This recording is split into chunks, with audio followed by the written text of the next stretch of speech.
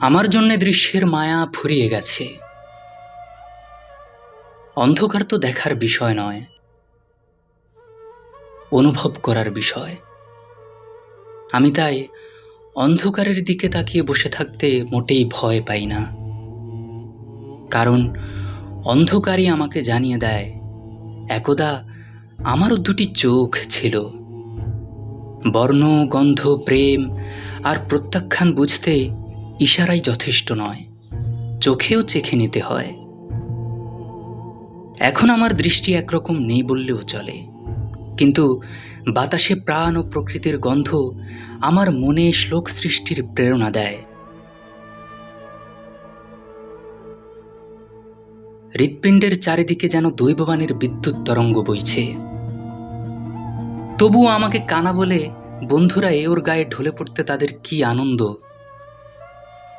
ব্যাপারটা এমন যে আমার দুটি চোখই কানা হয়ে গেলে কল্পনার মায়াহরিণী যেন তাদের বন্দুকে বিদ্ধ হবে।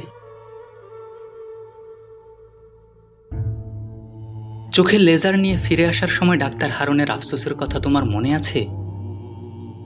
আমি আর প্রকৃতি নিচয়ের বর্ণগন্ধের ভোক্তা হব না বলে দৃষ্টি বিশারদ সেই বৃদ্ধ চিকিৎসকের কি আফসোস। তখন কি জানতাম আমরা দুই বৃদ্ধই সমান অন্ধ। তিনি মানুষের দৃষ্টি ফিরিয়ে দিতে দিতে তার পাশে দাঁড়ানো মৃত্যুর ছায়া টের পাননি। কি কাজে বিলেত গিয়ে কোমায় পড়লেন, আর ফেরেননি। আমি তো তোমার চেহারা আর বইয়ের অক্ষর দেখতে পাচ্ছি না বলে আঁতকে উঠি, অথচ ভবিষ্যৎ দেখার জন্য কি যেন আমার ভেতরের চোখ একটু একটু মেলে দিচ্ছেন। সেই অন্তরের চোখ জোড়া রণসাজে সজ্জিত এক পৃথিবীকে দেখছে, মানব জাতির শেষ যুদ্ধ,